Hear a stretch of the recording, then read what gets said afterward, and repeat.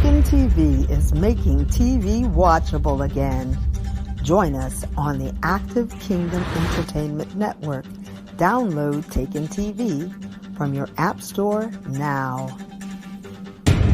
Hi, I'm Joe Sweeney. I founded the Acervo Project in response to the growing epidemic of human trafficking and child exploitation. Classifying this as an epidemic is an understatement. Our investigation teams and cyber analysts are tracking child predators every day. We're making a difference, but we need your help. The average age of a trafficked child is just 14 years old. Will you join the Acervo Project team? Donate $14 a month to protect the next at-risk 14-year-old. Pledge your $14 a month at theacervoproject.org. That's ASSERVO.org.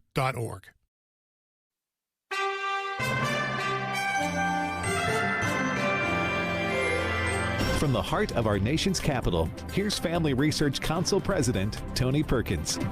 Welcome to this Thursday edition of Washington Watch. Thanks for tuning in and making us part of your day. It's always great to have you with us. Now, there is a lot to cover in the next hour. The House adjourned early this afternoon as Republicans were unable to reach an internal agreement on funding the government. Now, we're going to talk with two House Freedom Caucus leaders who were working with the various elements of the House GOP to find a responsible way forward. We'll talk with the chairman of the House Freedom Caucus, Scott Perry, in just a moment. And we're also going to talk to Texas Congressman Chip Roy a little bit later, who was a part of the negotiations. Also, Congressman Roy introduced this week a measure that would repeal the Bill Clinton-era Freedom of Clinic Entrances Act, or FACE Act, as it is known, which has been used to target pro-lifers. This was a conversation in yesterday's hearing. Are you concerned that enforcement of the FACE Act has been biased towards pro-lifers over anti-life protesters? 126-4 by our count. And we're asking information to be able to track down the information of such prosecutions, but 126 times against pro-lifers versus 4 times for people who dare to question the issue of life. That was Congressman Roy in the House Judiciary hearing yesterday with Attorney General Merrick Garland. We're going to unpack that a little bit later. Last week, FRC's Travis Weber joined me to unpack the dangerous reauthorization of the President's Emergency Plan for AIDS Relief, or PEPFAR, as it's known. It was authorized about 20 years ago. Well, the Biden administration is now using the billions in foreign aid that are contained in the program to advance, yeah, you guessed it, their abortion and LGBTQ priorities. But here's the kicker. There are Republicans who are actually facilitating the reauthorization of the program without any pro-life protections attached. New Jersey Congressman Chris Smith, chair of the House Pro-Life Caucus, is here with the details. Also on the international front, this at the United Nations yesterday. The declaration is a strong signal from countries that they are committed to learning the lessons of the COVID-19 pandemic and to strengthening the world's defenses against pandemics. That was the Director General of the World Health Organization, WHO, hailing an orchestrated vote at the UN yesterday, saying the vote essentially gives the WHO the green light for their global power grab in May, when they want to adopt a universally binding treaty that would, in effect, make them the global pandemic police. We've talked about this. They're moving forward with it. Former Congresswoman Michelle Bachmann, chair of the FRC board, has been tracking this from the very start, and she's going to join me later. In the good news category, this will no doubt make heads on the left explode.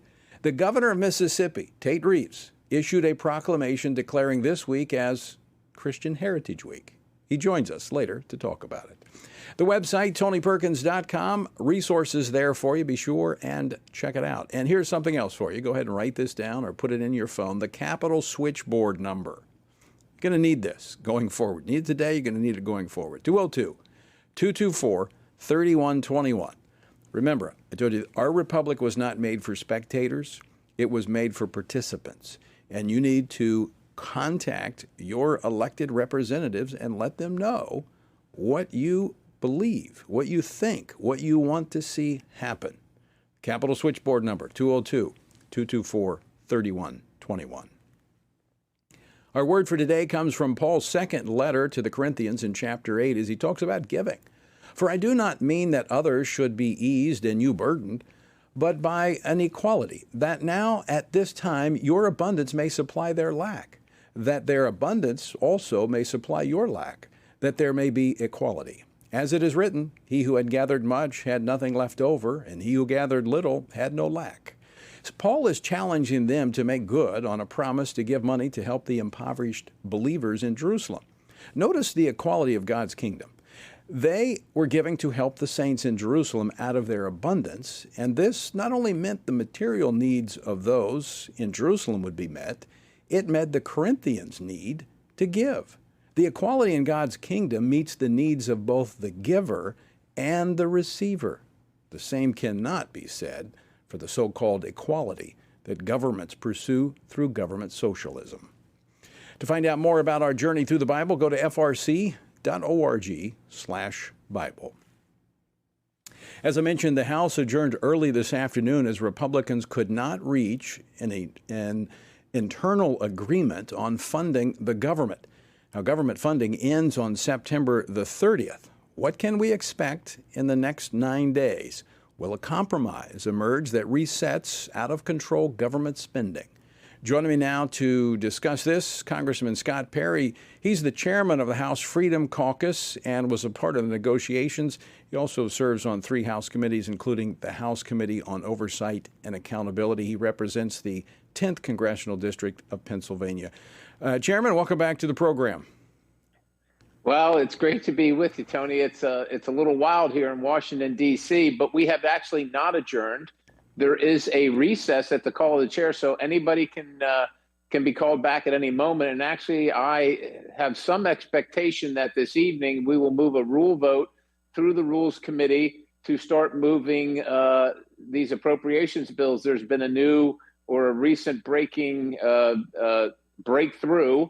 And so I think we'll be taking another shot at it. But of course, we have time requirements. We want time to read the bills, and that doesn't change just because you're in a hurry. So we're going to have to abide by that. But we'll see. We are not done working on this. We've got our sleeves rolled up, and we're sitting in the room for hours and hours talking to our colleagues. And quite honestly, as you rightly put it, Tony, we are in discussions and disagreement, unfortunately, in many cases over the spending. But people like me, generally speaking, the Freedom Caucus members we're tired of seeing our country be bankrupted. Our citizens send all their tax dollars in to spend on things that they don't agree with.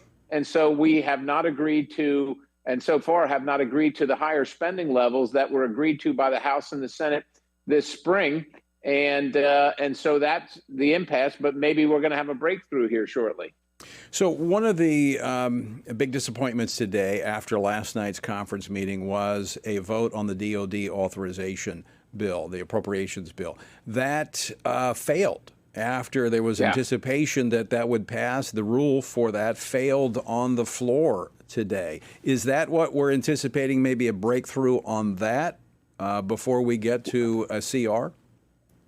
Well, the DOD Defense Department appropriations bill. So the money we're going to spend on defense is about 60% of the budget. And I know that the many in leadership wanted to move that, and they were given assurances by some that they would vote for the rule. People must have changed their minds overnight. And of course, that creates a lot of angst.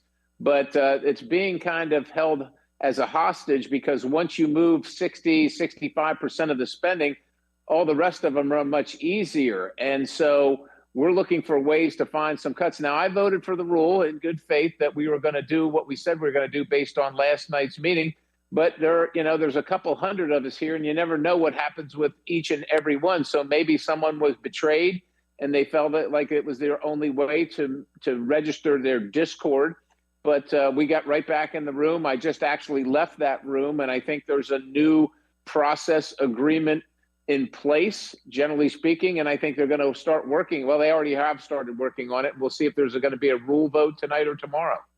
So, Congressman Perry, I've talked to some of your colleagues. They were heading to the airport to fly home. So I'm assuming being in recess that a vote, you're going to have at least 24 hours so members can get back to vote. So could we see votes over the weekend? I think that's somewhat improbable now, at least in the Rules Committee. But understand, once the rules come out, we want 72 hours to read that. So it looks like there likely won't be any votes over the weekend. But this is Washington, D.C., Tony.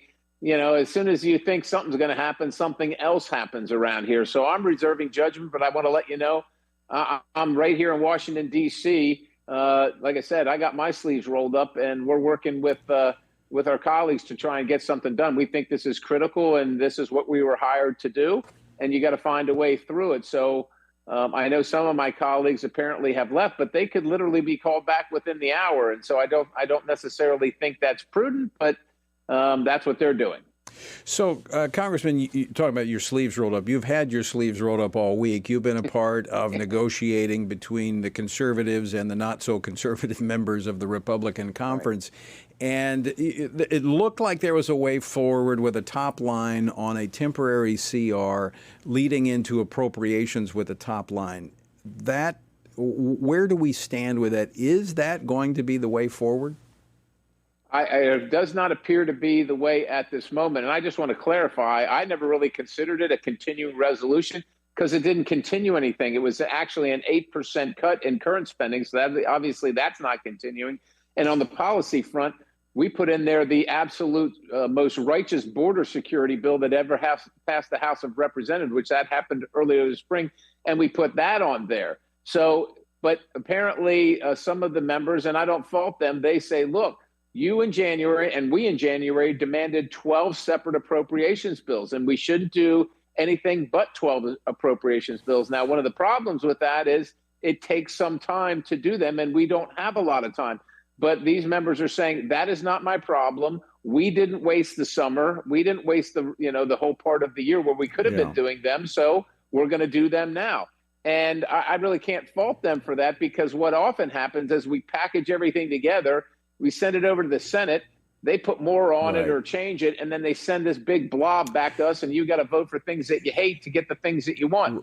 We all want to end that. That's happened time and time again. And I just want to remind folks, and you can speak to this, in January, you were on the program, others were on the program, discussing the process of selecting a speaker. And there was a lot of angst about going through repeated votes and multiple days. And I was saying that, I said, look, don't get upset. Don't get worried. This is actually good. It's healthy for the process. I think this is healthy. I think this, if we don't have individuals standing up and saying, we're not going to keep doing things the way we've been doing it, we've got to change it. If we don't do that, we'll never change it. You're exactly right, Tony. And that's what this is all about. It's been a very constructive, although sometimes difficult conversation.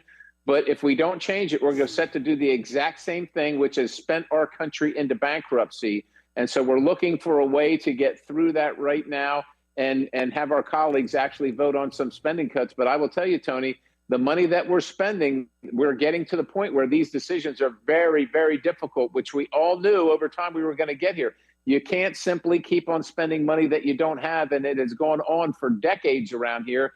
And the fruits of that are now finally, unfortunately, ripe to be picked, and they are a sour taste. You're absolutely right. Scott Perry, thanks for joining us. Very quickly, 15 seconds. How can people be praying into this situation in the hours and days ahead? I think they need to be praying for us to have wisdom, but also to have some consideration for our fellow person, but also for our country, because these are very, very difficult decisions. But we need the good Lord we need his hand on our shoulder guiding us so that it is to his glory. And they should pray for that patience and that wisdom. And we will do just that. Congressman Scott Perry, thanks so much for joining us. Always great to talk with you. Thank you, Tony. God bless you. So, folks, I do want to encourage you to be praying. I know we get angry, we get concerned. I do think this is healthy for the process. It is kind of nerve-wracking at times for some, but we need to be praying. All right. On the other side of the break, Congressman Chris Smith joins me. Don't go away. A lot more Washington Watch ahead.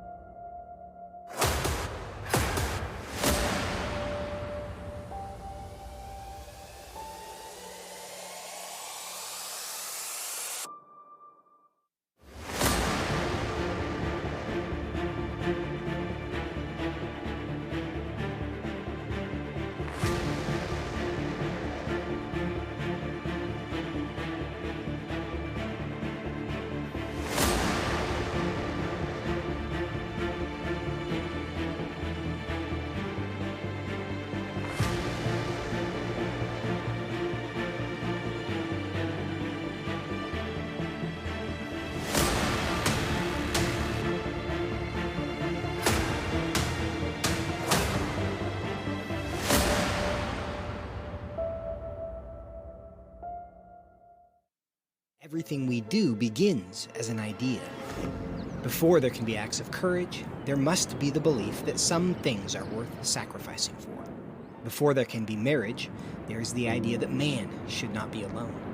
Before there was freedom, there was the idea that individuals are created equal. It's true that all ideas have consequences, but we're less aware that all consequences are the fruit of ideas. Before there was murder, there was hate. Before there was a Holocaust, there was the belief by some people that other people are undesirable. Our beliefs determine our behavior, and our beliefs about life's biggest questions determine our worldview. Where did I come from? Who decides what is right and wrong? What happens when I die? Our answers to these questions explain why people see the world so differently. Debates about abortion are really disagreements about where life gets its value. Debates over sexuality and gender and marriage are really disagreements about whether the rules are made by us or for us. What we think of as political debates are often much more than that. They're disagreements about the purpose of our lives and the source of truth. As Christians, our goal must be to think biblically about everything. Our goal is to help you see beyond red and blue, left and right, to see the battle of ideas at the root of it all. Our goal is to equip Christians with a biblical worldview and help them advance and defend the faith in their families, communities, and the public square.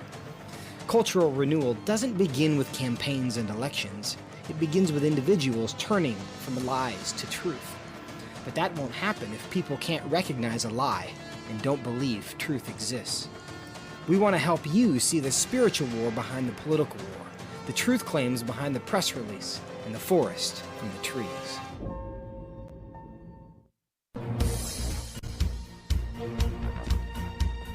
Welcome back to Washington Watch. Good to have you with us on this Thursday. Again, let me give you the Capitol switchboard number, 202-224-3121, 202-224-3121, where you can weigh in with your member of Congress and your two senators on any of the topics we talk about. All right, as I've discussed on this program, the President's Emergency Plan for AIDS Relief, it's also known as PEPFAR, was launched 2 decades ago and has been credited with saving more than 25 million lives.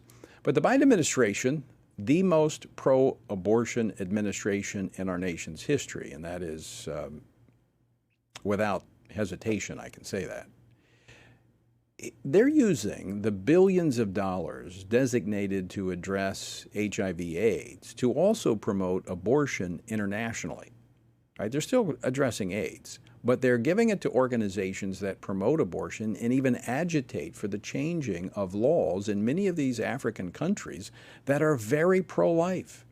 Joining me now for an update on this, Congressman Chris Smith, who was the primary author of the original PEPFAR congressional bill, and has also led the reauthorization efforts. He serves on the House Committee on Foreign Affairs. He's also the co-chair of the Tom Lantos Human Rights Commission, and he is the chair of the House Pro-Life Caucus. Joining me now is Chris Smith. Congressman, welcome back to the program. Tony, thank you so very much for having me on. And thank you for your excellent work on all issues relating to family life, the unborn, including this fight we're in on PEPFAR. Well, you know, I was here when it was first authorized. You led the effort on that, and it was, addressed AIDS. It helped these African countries, but it's been kind of twisted over the years, especially under the Biden administration. And this is why Congress reauthorizes these things, so that if they get off track, it can be addressed. And that's what you've been trying to do by attaching provisions that would simply say, if you're saying the money's not being used to advance abortion, then just put these guardrails on and we'll all be fine. Yes, we're calling their bluff in a sense. They keep saying PEPFAR does not promote abortion, while all of the literature and the experience we're hearing and the field reports is that they have integrated abortion on-demand promotion with HIV/AIDS work, just like the World Health Organization has done it, the UN AIDS organization, and all of the UN agencies, and International Planned Parenthood Federation, which is based in London, the global group. They have said integrate the promotion of abortion simultaneously and working with HIV/AIDS. That's not what we signed up for. When we pushed the HIV/AIDS legislation, as you know, and George W. Bush it was one of his great initiatives back in 2003. Henry Hyde was the prime sponsor of the first one. I was the prime sponsor of the reauthorization some 5 years ago. We made it very clear this is all about making people healthier and preventing that very, very lethal disease called HIV/AIDS. That said, what does Biden do? He hijacks it all. We have some people within our party, particularly on the Senate side, and some people who used to be members of the U.S. Senate and others who are pro-life, who are saying just do a clean reauthorization for 3 or 5 years of this legislation.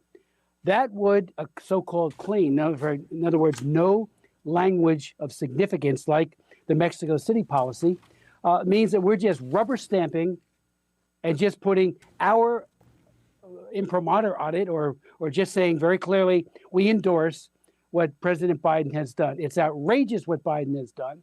He's doing it everywhere, as you know. He's doing it with the VA, the Veterans Affairs, making clinics provide abortions. What is that all about? I used to chair the Veterans Affairs Committee.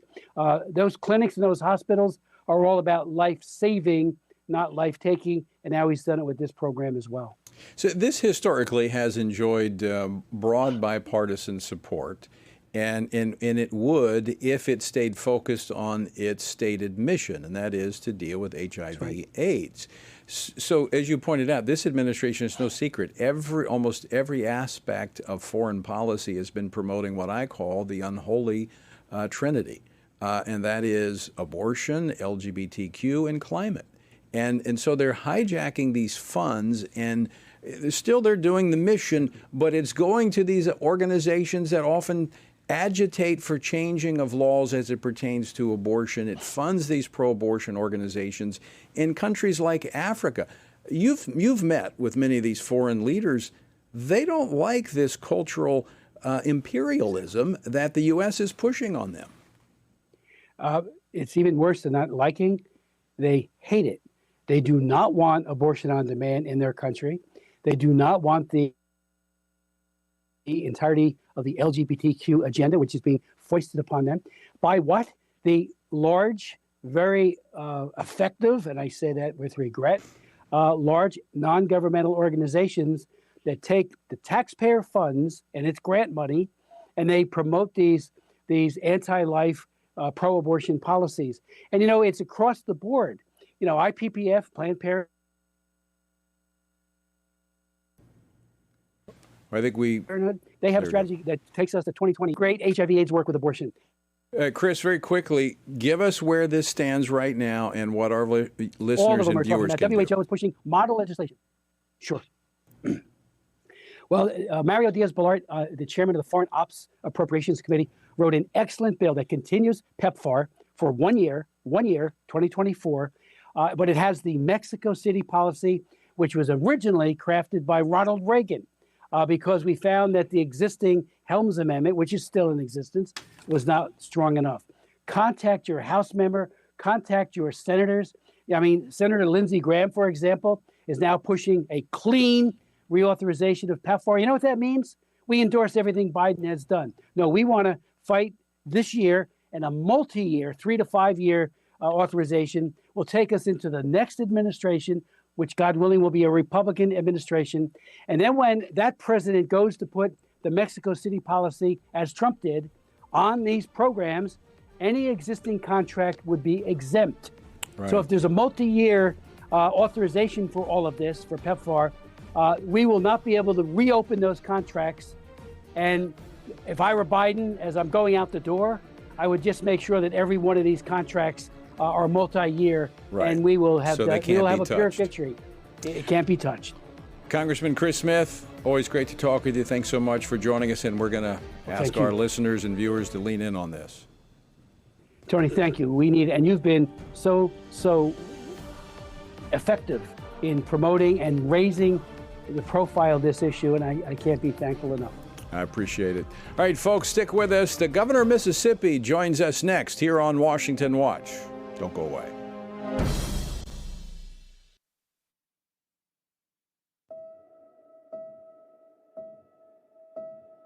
All of us are born with the desire to find truth and meaning. Where did I come from? What happens when I die?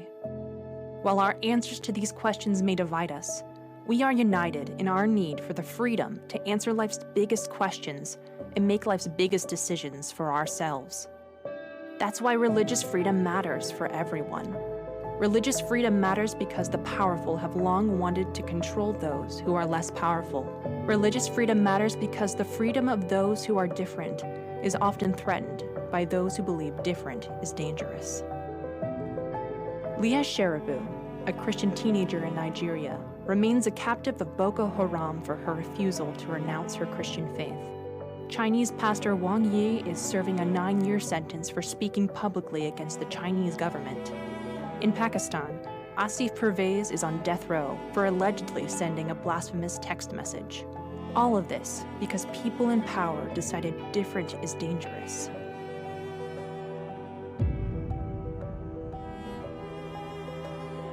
At the Center for Religious Liberty at Family Research Council, we promote religious freedom for everyone because the only alternative is religious freedom for no one. We encourage Americans and the American government to engage and advocate for the persecuted, and they do.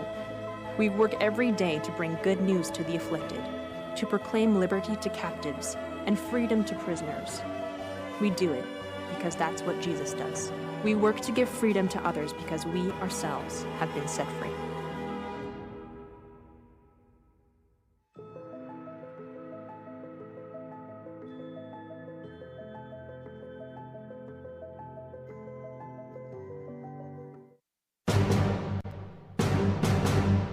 All right, I told you need that Capital switchboard number, 202-224-3121. Also at TonyPerkins.com, we've got links to each of our speakers, or our guests, I should say, and the topics they're covering. All right, with all of the craziness taking place in our country, and we've talked about some of it here today, and we got more to come, maybe it's time we recenter on True North by being reminded of our heritage. And we're actually finding a number of elected leaders doing just that, bringing our attention back to our history, our heritage, and what made us at one point a great nation. Well, this week, to celebrate the rich cultural legacy of the Christian faith, the state of Mississippi will celebrate Christian Heritage Week, September the 24th through the 30th, to recognize Christianity's influence on their state and our nation. Joining me now to discuss this is the governor of Mississippi, Tate Reeves. Governor, welcome back to the program. Good afternoon, Tony. How are you today? I'm doing quite well, thank you.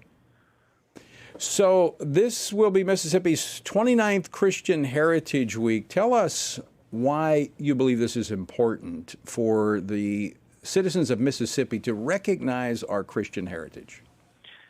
Well, I think it speaks to exactly what you talked about in the lead up to this conversation, and that is the fact that it is our Christian heritage, it is the principles upon which our country was founded, is what has made our country the greatest nation in the history of mankind. And certainly those of us in Mississippi are proud of our Christian heritage.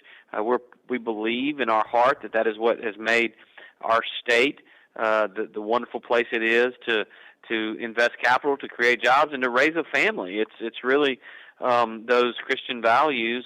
And to be honest with you, when you think about all the craziness that's happening in the world today, I think we need more elected leaders that are willing to stand up and not only proclaim that we're celebrating Christian Heritage Week, but talk a little bit about what that means and talk about what our Christian faith means to us as elected leaders and how we ultimately get to the decision-making process based upon our Christian values. I could not agree with you more, Governor. I think you've done that quite well. You've done it on this program many times. It's also been evident in your policies that you've put forth in the state of Mississippi. Your declaration of Christian Heritage Week specifically honors many of the founding fathers for their Christian faith. Now, the left wants to ignore or forget the faith of those who came before us. But, these are the ones who built this country, all right? And they crafted what has become the longest running written constitution agreement on the earth. And so we ought to listen to them. They may know something about how we can repair this thing and keep it going. Well, there's no question about that. When you look at what was written in the Declaration of Independence, you look at what was written in our United States Constitution, and it is very clear that way back 250 years ago, there was a concerted effort to recognize that the Christian values upon which this country was founded upon those values for a reason.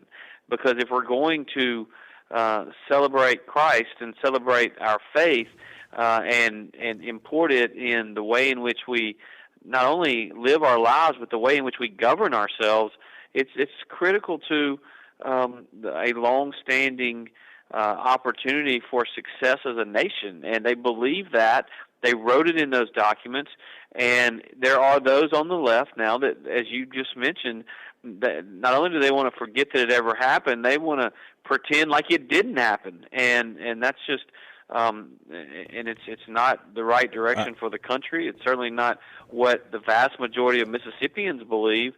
And because of that, we're standing up and we're going to say, hey, you can do whatever you want to do in California or New York, but in Mississippi, we're not only going to proclaim Christian Heritage Week, we're going to celebrate it, and we're going to talk about these things that we believe and the reason we think we have the opportunity to live in the greatest state and the greatest nation in the history of mankind. I think it's and that reason is because of the values upon which the country was founded, and we still celebrate here. I think it's great. I know that the heads on the left are exploding. But how would you like to see the citizens of Mississippi recognize this week? Well, look, what I believe needs to happen is that we, as followers of Christ, need to continue to spread the message and to try to save those who are unsaved, that we should talk about the blessings of eternal life and what that faith means to us and how our belief system and our values are based upon the writings in the Bible. And not only should we live our life that way every single day, we shouldn't just do it, by the way, next week during Christian Heritage Week. We should do it every single week. And I tell folks all the time that it is so important that we recognize that we live our life based upon the principles that we learn about in the Bible, and that we work to spread that message across certainly our state and our nation, but across the globe. Absolutely. Absolutely. Governor, I want to thank you for issuing this proclamation, but I want to thank you for not just this one proclamation, but for you doing exactly what you just described here in your policies, in your practices there in the state of Mississippi. Always great to have you on the program. Thanks so much for joining us today.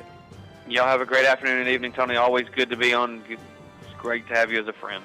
All right. Thank you. Governor Tate Reeves of Mississippi, a neighbor to Louisiana. Okay. This is, all right, make sure you've got your phone number for the Capitol switchboard again, because you're going to want to call somebody. We're going to be talking about the WHO, the World Health Organization. Yep, trying to grab more power. That's next. Don't go away.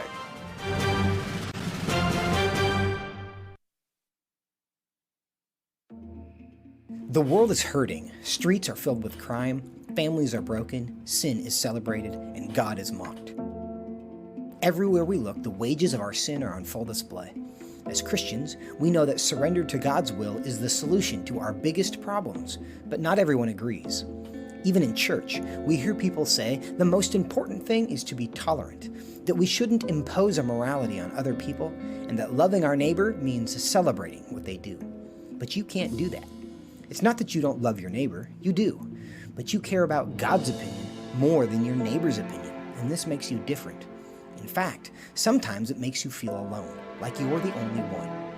But there is good news. You are not alone, not even close. Research has found that there are 59 million American adults who are a lot like you. There are millions of people around the country who are born again, deeply committed to practicing their faith, and believe the Bible is the reliable Word of God. But that's not all. They're also engaged in our government. They're voters. They're more likely to be involved in their community, and they're making a difference in elections. The problem is that a lot of them feel alone too. We want to change that. FRC wants to connect these 59 million Americans to speak the truth together, no matter the cost. If you want to learn more about this group and what it means to be a spiritually active, governance-engaged conservative, or if you want to find out if you are one of these SageCons yourself, go to frc.org/SageCon and take the quiz to find out. The world is hurting, and we have the solution. We can't do it alone, but we can do it if we work together. That's what we're working toward every day. Join us. Go to frc.org/SAGECON, SageCon, to learn more. That's SAGECON, SageCon, to learn more. I'm often asked by people, Tony, how do you stay encouraged? How do you deal with all of the stuff in Washington, D.C., the negative policies that are attacking our faith, our family, and our freedoms? Well, you want me to let you in on the secret? It's called the Word of God. And that is why the Family Research Council embarked on Stand on the Word, a 2-year journey through the Bible. It's a chronological Bible reading plan with just 10 to 15 minutes a day. In 2 years, you will have covered the entire Bible. And to go along with this, Monday through Friday, I do a morning devotional that goes along with the reading of the day. It's all designed to encourage you on this journey because the Word of God, as the psalmist said, in my affliction, here's my comfort. Your Word gives me life. That is our source of strength. To find out more, go to tonyperkins.com or frc.org/Bible. And I invite you to join me every morning for our Stand on the Word Bible devotion.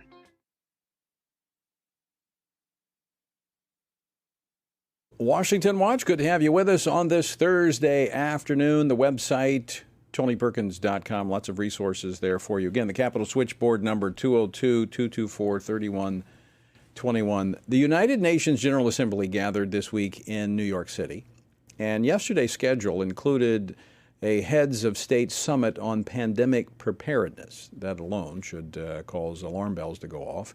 Well, in that, the World Health Organization, the WHO, orchestrated a vote of the General Assembly on a non-binding declaration that appears to have been designed to build momentum for the WHO's global power grab that they have planned in May, when they want to adopt a universally binding treaty that would make them the global pandemic police in effect.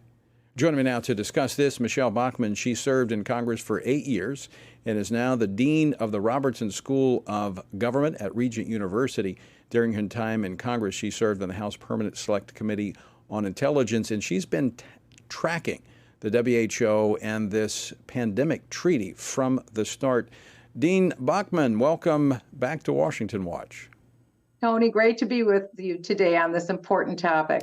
Yeah, no news. I mean, there was no news. The only thing you could see on this were press releases from the United Nations and others who were supporting this.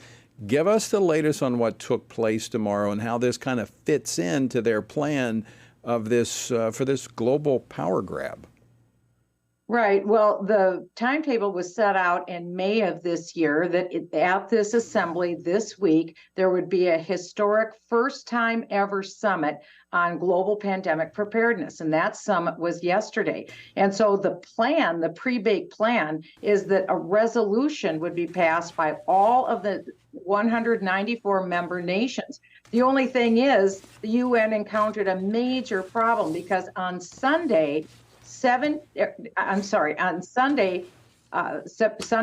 17th, 11 nations wrote a letter, a formal letter saying that they would not go along with this resolution that was intended to be passed this week. The resolution was brought up early on Wednesday at the beginning of this summit. However, it didn't actually get a vote. the president of the UN for this week issued a press release that said that we've passed this resolution. It wasn't passed. They issued the resolution. And so these 11 nations that objected stopped the process from going forward. And so now the General Assembly of the UN would have to come back and actually take a vote.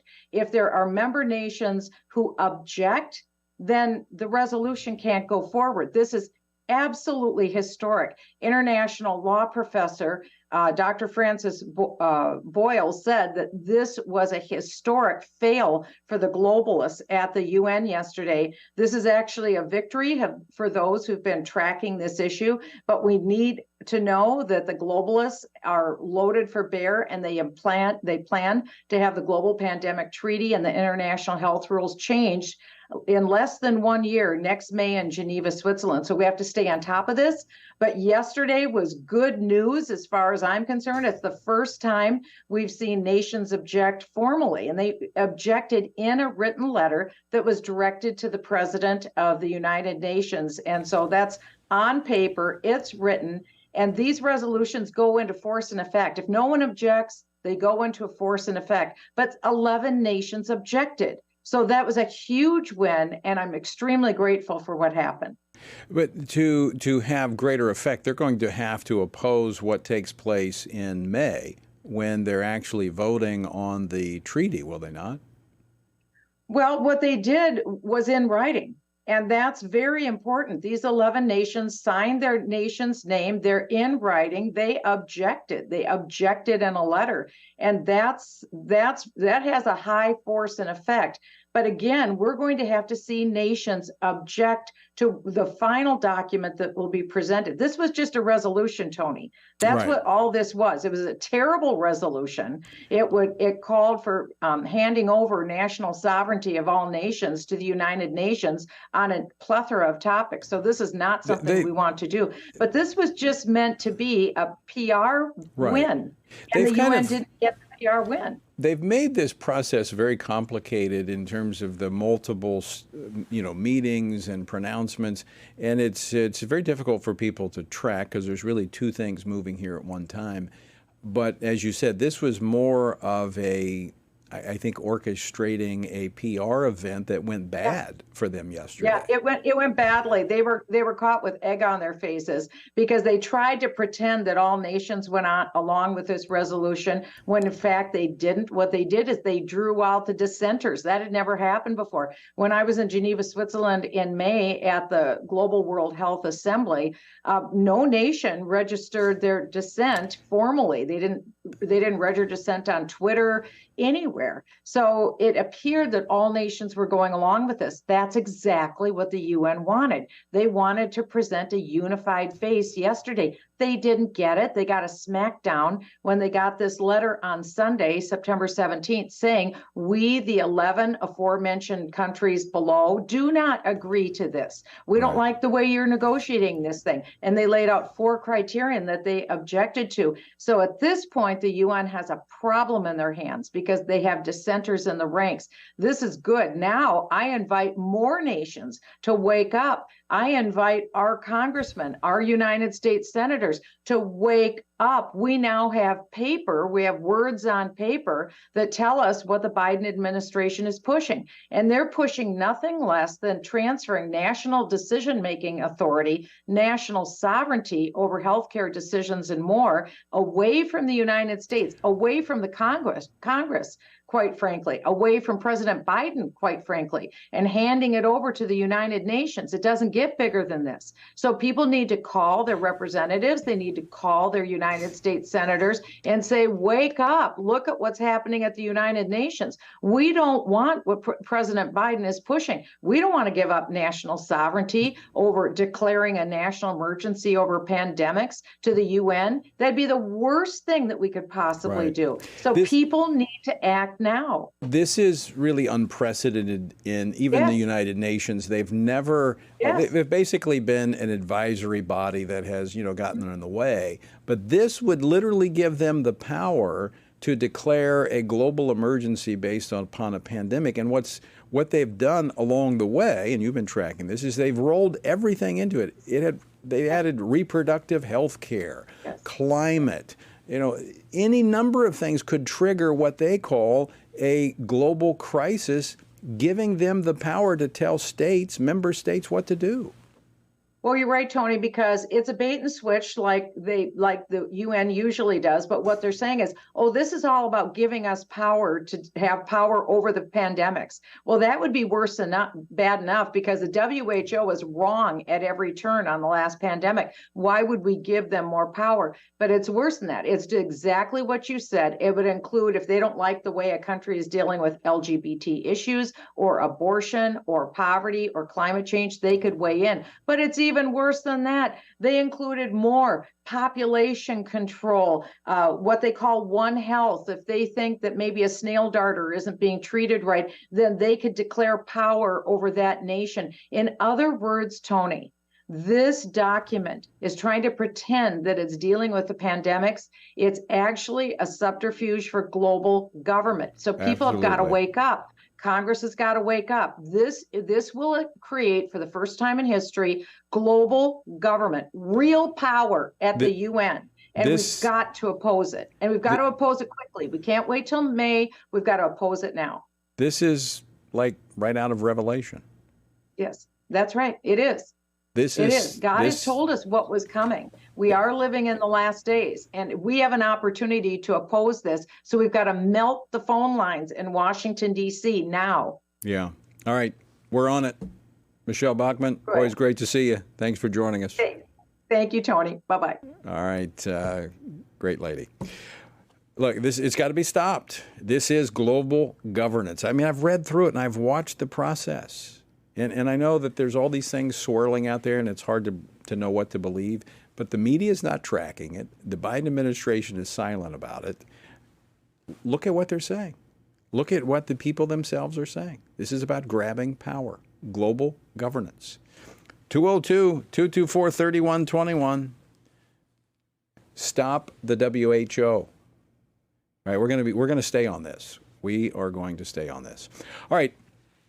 We're going to, I told you I wanted to go back to kind of what's happening in the House and the fact that we had this hearing yesterday. We talked about the Attorney General Merrick Garland's testimony before the House Judiciary Committee yesterday, his evasive answers, but in particular, his response to Congressman Chip Roy of Texas talking about the FACE Act, the Freedom of Access to Clinic Entrances Act, that has been used to target pro-lifers. Well, joining me now to talk about this is the congressman himself, Congressman Chip Roy of Texas. Congressman, welcome back to the program. Great to be on, Tony. Hope you're doing well. Well, I'm actually probably a little more rested than you are. It's been a busy week. We had Scott Perry on earlier saying that there's possibly a breakthrough in the negotiations over government funding. You want to give us the latest? Yeah, I'm actually sitting in the whip's office and Tom Emmer's office in the basement of the Capitol right now. We're trying to work through a path forward on moving the individual appropriations bills, general agreement on a top line number. Now we're trying to work through a path to stack and rack, basically, and get these things moved through and get the amendments done, get them to the Rules Committee. It's going to be a tall order. I don't know if we can get all 12 done, but I think we can get a whole lot done, which might set the stage for heading into next weekend, having sent a lot of important bills out of the House. But, look, as you know, Tony, it's a razor-thin majority. When my friend Thomas Massey once pointed out, if 99% of us in the Republican conference agree and only 99% are present, which we've had a few injuries and some health issues, we have about 217 votes. So we got some work to do, and we're working through it. But the most important thing is we got to cut spending, we got to secure the border, and we got to pull back and use these riders to cut some of the things you were just talking about. Michelle Bachmann, like the World Health Organization, some of these ridiculous organizations undermining our sovereignty. And so that's one of the things we were literally just talking about half an hour ago about how to move those things. Well, Congressman, I want to commend you and your conservative colleagues in the Freedom Caucus. You're in the Freedom Caucus, but you've been working with the not so conservative members to try to work forward with a path that actually changes the way we do business. And I understand negotiations, it's give and take. You don't always get everything you want. But I commend you for leaning in and working hard on this.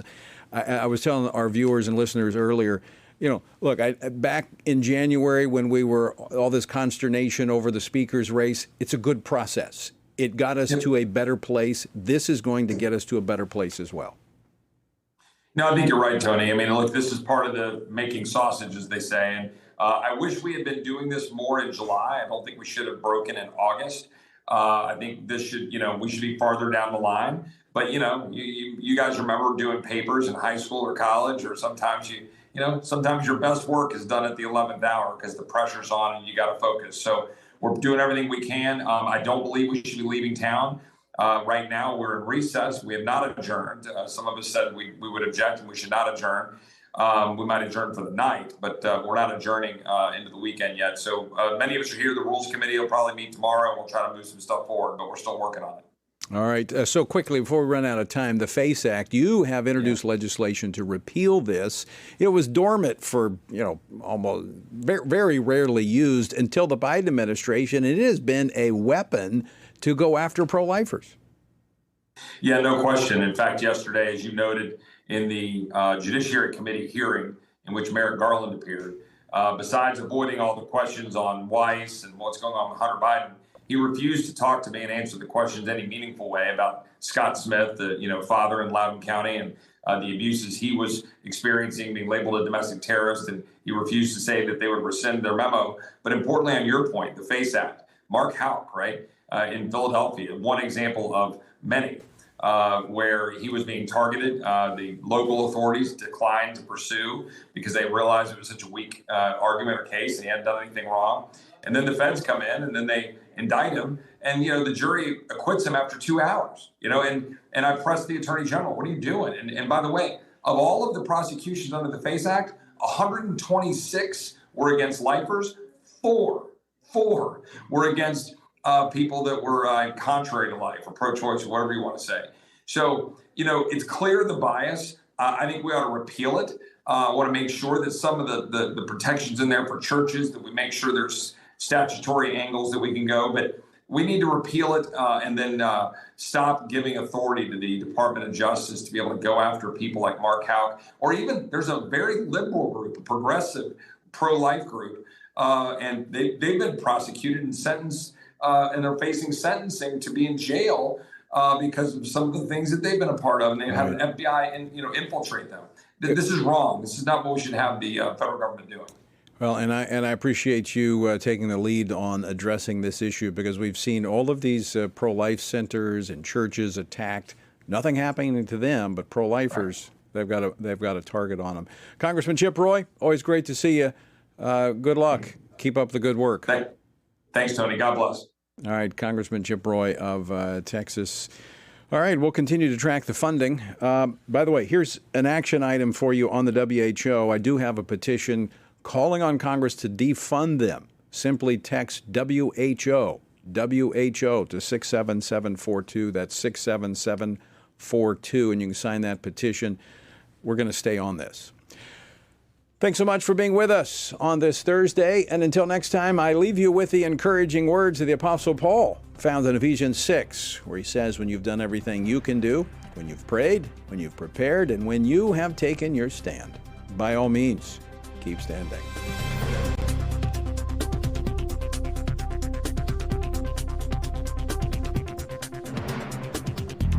Washington Watch with Tony Perkins is brought to you by Family Research Council and is entirely listener-supported.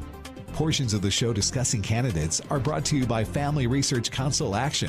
For more information on anything you've heard today, or to find out how you can partner with us in our ongoing efforts to promote faith, family, and freedom, visit TonyPerkins.com. Also, to leave a comment about Washington Watch, call our watch line at 1-866-372-7234. That's 1-866-372-7234.